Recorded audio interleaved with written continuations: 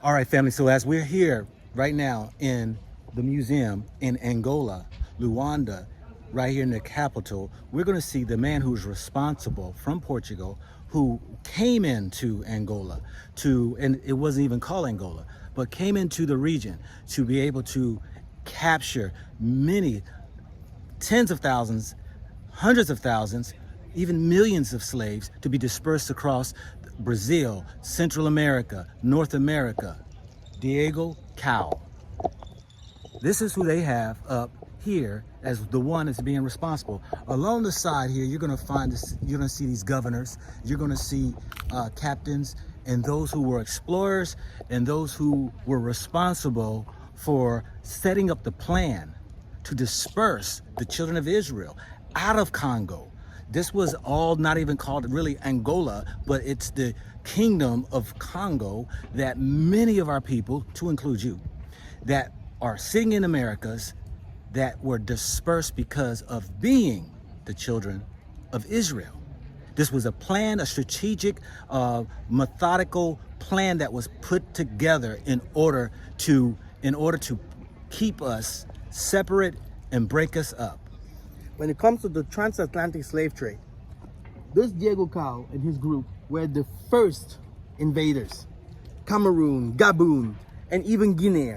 And later they went even to the northwestern part of Africa, Ghana, Nigeria. This Portuguese, they started the transatlantic slave trade. What's up, family? This is your man, not your boy, Go Black to Africa. So we're right here in the museum. It's called the Soldiers Museum? The Soldiers Museum. Yeah, the Soldiers Museum right here in Angola. But what's interesting is when the Europeans had built this place here, it was a fort back in the day, right? That they wind up putting pictures to depict things that were transpiring back in the 1400s, 1500s. Exactly. And so we're gonna go through and kind of show you the intentions of spreading Catholicism by Rome and the rest of these Christians that came in to try to destroy the people. And then what you're going to see, I'm going to add in the letter from King Leopold II in the mythology or the methods that he used from these people from the 1400s to control black people to this day in Christianity. So let's get on with it. Okay, this is the arrival of the Portuguese. They came by ships, as you can see. And Congo was also called Ethiopia at that time. They came to Gabon, to Congo, Angola, to Congo Brazzaville, to enslaving us. And this is the arrival. As you can see, they have also directly started after conquering us to baptizing us by changing our names and putting us to cross into our minds, etc., etc. This is Nzinga, Queen Nzinga negotiating with the Portuguese because they are enslaving us and fighting us. And as you can see, the Portuguese wanted her to sit down in the bottom. And what happened? She said that her workers should sit down there. Now, as you can see, this is also another map that shows us that Angola was Ethiopia, yeah? And you can see the beauty of the mountains and the rocks. And you can see also here, this is the waterfall of Malange that you can visit still today. This is one of the second or the third largest waterfall in Africa. Now, these are the soldiers, how they look like by fishing. He's a fisherman, and as you can see, this is a beautiful woman that also went to hunt. Oh, okay, these are the buildings of the houses, the huts from the villages. As you can see, this is how it looked like. Very beautiful and precious. This is the Atlantic Ocean. All around us, as you can see the huts, the houses, the fisher borders, where they have started doing their work. Now, hold up. It was called the Ethiopia Ocean back then, not Atlantic Ocean. Exactly. Yes. It was called the Ethiopia Ocean. Yes. Exactly, not Atlantic Ocean. It changed. So these are the ships that the Portuguese have used by then. Okay, this is the Queen negotiating and, at last getting baptized, We had several kings in that times, and all of them was getting baptized, And as you can see here, they're giving our kings it's all a type of baptism, and this Portuguese have done a great job. This king here is supposed to be black, yeah. As you can see here, the women are half naked, and everyone used to bow down in front of the king. But they have changed the photo, and it's very sad. This is the king himself, also, as you can see, and you can also Google him. And every white man was sitting. So these are the churches that they built.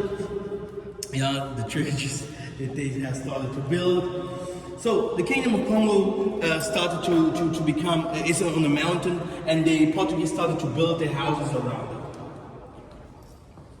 As you can see, they started to put their churches everywhere and monuments, and all of us had to start worshiping in their churches. All types of king that came up, they had to start to worship them. This is people on hunting, you know. As you can see, our people were great hunters, and the white people had learned from them. This is also a type of arrival when they came. They put their banner, because the banner symbolized power on our borders. As you can see here on that map here, you see that they came here even to Nigeria, they came to Cameroon, they came to Guinea, even to Ghana. The Portuguese were the first coming to Africa and establishing the cross. Because in the eastern part of Africa, the Muslims went there. And it's still called Ethiopia, Cashapp, yeah? And like my brother has said, the ocean was called Ethiopian Ocean. This is a hunter, yeah? This is a hunter. And this is a normal woman like they look like. It's not like they had no clothing or something like that. Still today you can see that most of the tribes, the women, they don't have bihars, yeah? They don't wear something for their breasts. But this doesn't mean that these people had no clothing. Now as you can see, it was well built. It had also dams so that the water, that filters the water, so that the waters was well controlled to do the farming, etc., etc. Now, as you can see, Jesus became Lord, yeah, the white man became God. Now black people and white people, educated, started to worship now the God of the white. The churches that they have built is like in your country, they're in the West, everywhere, Germany, America's where you're at, everywhere churches. This is what they have started doing, because this is how they could control us. This is the Kingdom of Congo that they met. This is how it was built. Yeah, it was built already. There were houses, you had police officers, you had political regimes, you had schools, you had all this before the white man came. And you have to know, like it was built in Zimbabwe, this is also how it was built in Mozambique, or also in the Middle East. The same technology or archaeology, yeah, that they have used back then, this is also what they have used in Africa, in the Angola, Congo. They have used the same architecture. So I want to share, family, that just going here in this museum, this small space right here, is depicting the power that the Catholics had when they came in. It was a mission, that's why they're called missionaries, to be sent in to bewilder the people, to beguile, to confuse the people into believing that there's a God that they would submit to. They used these scriptures to get people to submit to their authority. Once they had built confidence with the people, were able to subscribe to European gods, they brought in the military, they brought in the forces to become into the heart of Congo, to bring people into an enslavement to what we know today. This is why Christianity and even other Islam and these religions that came in had caused a devastation amongst our people, because of it took our minds, it took away our languages, it took away our spiritualities, our cultures, and now even to this day we're still enslaved in the mind by the European and also the Islamic religions that they knew we would fall by the wayside.